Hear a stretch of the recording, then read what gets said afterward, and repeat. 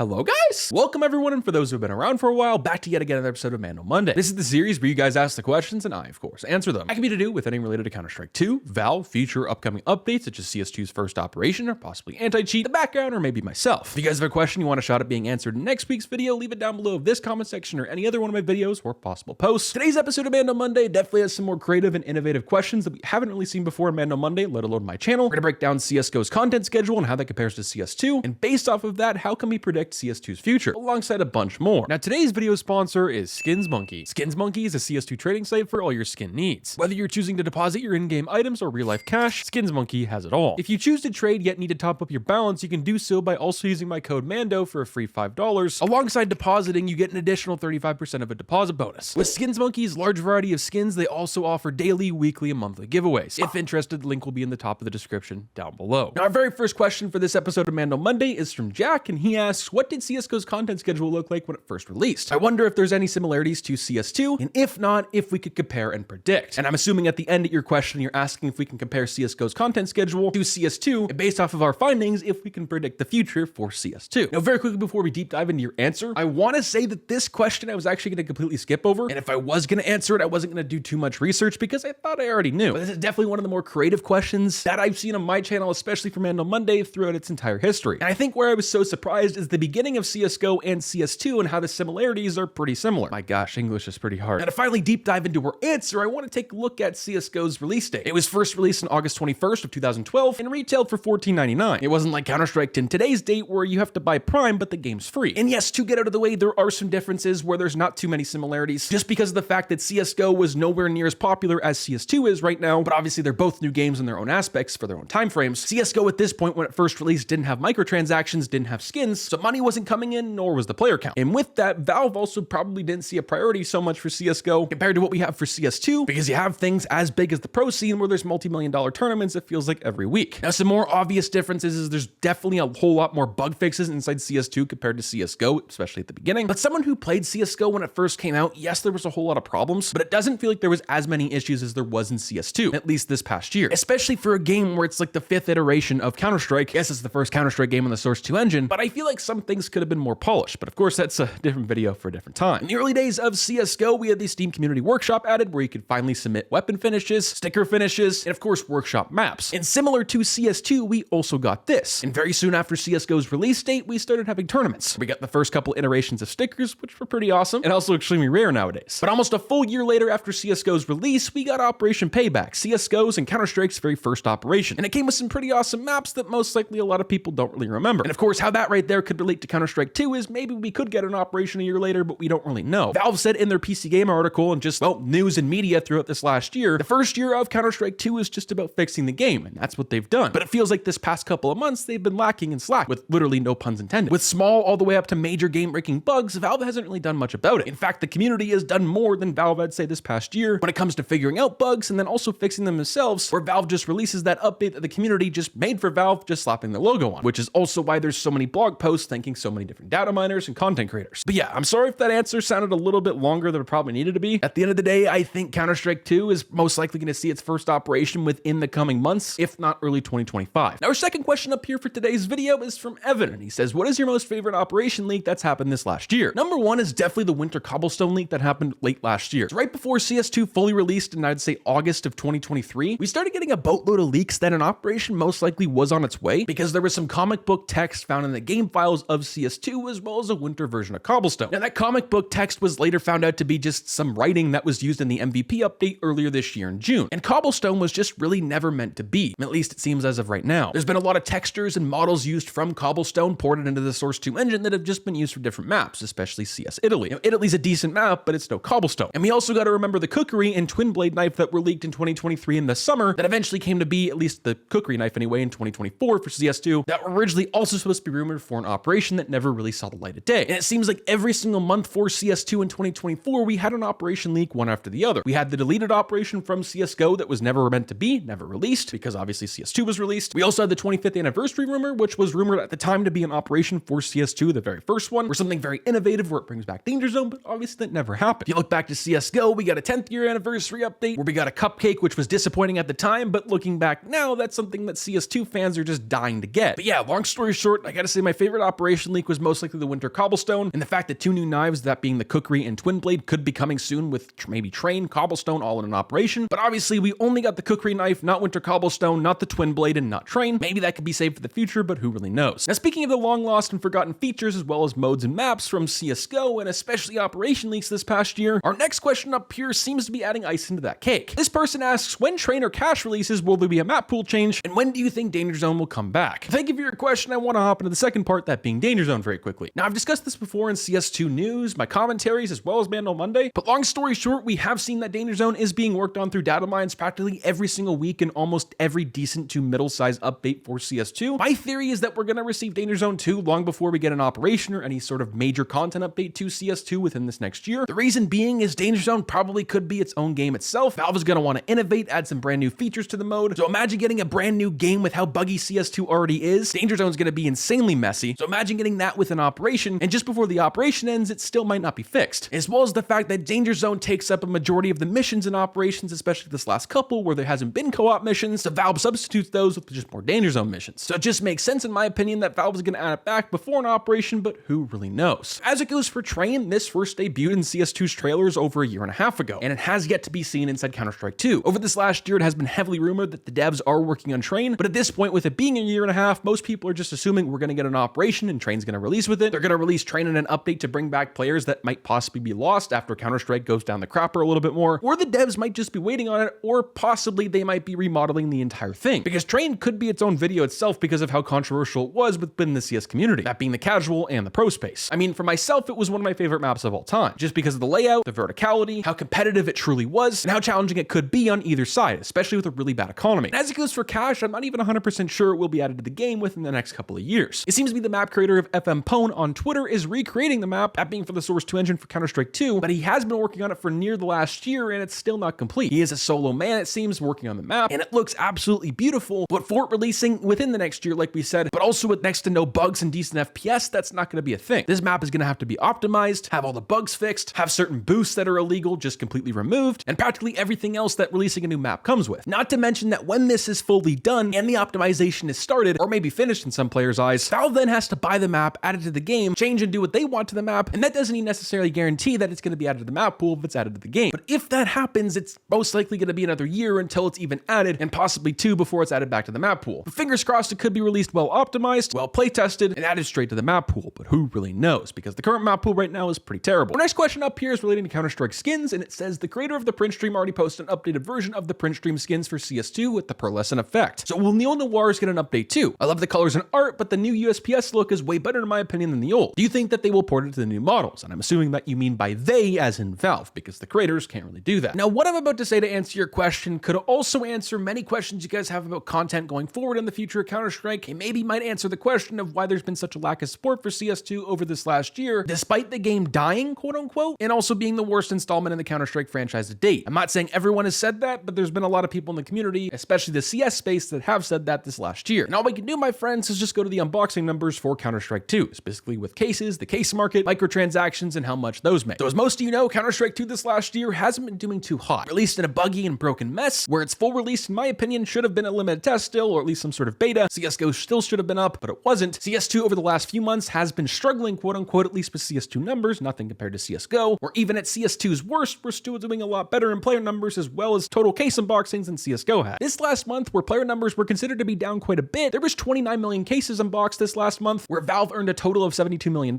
just from cases, which those stats are pretty insane. Now, the reason what I previously stated could answer your future questions as well as this one is because in Valve's eyes, if the game ain't broke, then why are they going to fix and change anything, especially add new content if they're still racking in that kind of dough for considered to be a dead game? Now, I'm sorry for the rant, and we are going to go back to your question, but as it stands to the print stream anyway, we did take a look at that in the previous Mando Monday as well as some CS2 news. That thing is ready to go and release for CS2. It's just a matter of time and if Valve is going to release that into the game, where all they have to do is just take what the original creator had, slap their logo on it and release it, which that has also been a very common theme with Counter-Strike 2 this last year. Valve adds a couple of their own features here and there, like the grenade crosshair, changes some colors for some Molotovs, but everything else has been done by the community. Even bugs with their fixes has been done where they just slap their name on it. And this would be the exact same way. And I'm not sure if there's any legalities behind the scenes where Valve can't update the weapon models. I'm sure they can because it is their game. They technically own the skins. If you want to go further down that rabbit hole, Valve owns the skins to the point where they could shut down skins forever. They could have made CS2 without them. Now there would have been a major outcry outcry, major lawsuits, but they could have still gotten away with it. To answer your question about the newer wars, if they'll get an update too, it obviously does matter if the original creator will update those to the newer model, which I believe they have, but really all that matters at the end of the day is if Valve is finally just going to release it. But if players, especially skin creators from the past, start to see that Valve is updating the game, especially to the newer models of skins, if every single skin creator wanted to do that for all their old weapons and some stickers as well, people could maybe justify that as if Valve did that for these, they could do that for everything, and it might mess things up. Our next question up here is in regards to CS2's first and possibly next operation. I do also want to mention that I wasn't originally going to incorporate this inside this episode of Mando Monday because it was based off of a rumor from a CS2 streamer that an operation could and will be coming soon. With that being said, this question up here is from Nikki Shadow, whose question is seemingly based off of a statement from the CS2 streamer named Loba. Loba said an operation should be coming really soon if nothing goes wrong. If that happens, what are your expectations? Now, I'm assuming what you're about to say and are saying right here is that Valve is wanting and needing to make a new income source and stream for just Counter-Strike 2. Maybe agent customization could be exactly that. Nikki continues to say, I personally prefer not to overhype myself, so I won't be disappointed. What are your expectations for the new content inside the operation? I do quickly want to say that your question and this statement isn't dumb by any means. When a rumor like this has traveled around the community, and I'm not going to do too much in-depth research into Lobo, how he said this, when he said it, but I'm assuming in my perspective that this was most likely his just own opinion about what's coming to CS2 soon and was probably blown out of proportion into where some websites even were probably making headlines that an operation was coming soon just based off of a statement. Because if you want to look at the hard evidence, even some of the data miners can't really predict what's coming soon, but really the fact of the matter is I don't think an operation is going to be around until most likely sometime in 2025. I think Danger Zone is going to come way before an operation, and I think the statement that in my opinion was blown out of proportion that Loba made had a tint of realism, had some things that were and possibly could be coming true, such as agent customization. I think it's just a matter of time, such as keychains, though we haven't seen near as much evidence that agent customization is coming compared to keychains. But yeah, until you see some hardcore data mines, I really wouldn't overhype yourself for anything. And you also just got to think with some realism here that CS2 doesn't even have half of the content that CSGO had. The game still has to be fixed, the game still has to be optimized long before any major content comes. That's just my opinion. Let me know what you guys think down below. Now our second to last question up here for today's video is from Thon, and he asks, what's your current loadout? So I gotta say, I'm actually really excited to answer this question and deep dive into it, even though there's not too much about it. My current inventory is nothing like it used to be. I don't have any insane sticker crafts. I really don't have any stickers anymore, and I'm not really the skin enthusiast I once was. Now for the last year, maybe year and a half, really ever since CS2 was released right before the limited test ended, I've gone with more of a realistic and modern themed inventory. And like we mentioned, it's nothing crazy. It's also very affordable aside from maybe the knife. It's just a safari mesh. All the skins look sand or safari mesh-esque, and they're all just really basic. Some of them just, I rock with the default version. For an example, the USP and the M4A4. I think the new models of these weapons look awesome, and you really don't need skins for those weapons. That's just my opinion. That's just how I feel about it, but I just really enjoy the default versions, especially the Desert Eagle. With how shiny it is, why would you want a skin when that thing already looks awesome? But I just love the modern theme, the modern look, and I love the new models of all the weapons. Let me know what you guys think down below. Do you guys like my inventory? And what's your inventory? Maybe we could do a video or series or possibly incorporate it next week's episode of Mando Monday. On to the last question. Now, our last question up here for today's video is from Stefan, and he says, well, on September 27th, CS2 released. Maybe something big on that day. He puts in brackets, I know Valve will only give us a sticker capsule. So for those of you who don't know, in about 2 weeks, CS2 is going to be 1 year old, and almost nothing has really changed. Yes, some things have been added. Optimization has gotten a little better. VAC 3 has been introduced in initial testing, but we still don't have all the maps, modes, and features, let alone new content from CSGO, that being a decade-old game. And just like for Counter-Strike's 25th anniversary, we really just got a small update and a basic tweet with some community maps and no new case, and I think the same thing is most likely going to happen here for CS2's first birthday. Now, we could get something very similar to what we had in CSGO for the 10th anniversary, where we got a cupcake, we got a sticker capsule, and some new and also returning maps, but honestly, I really wouldn't expect too much for CS2's first birthday. I think we could see some lost and forgotten maps from CSGO, such as Train, maybe a brand new case, since we usually get 2 cases a year nowadays, and we're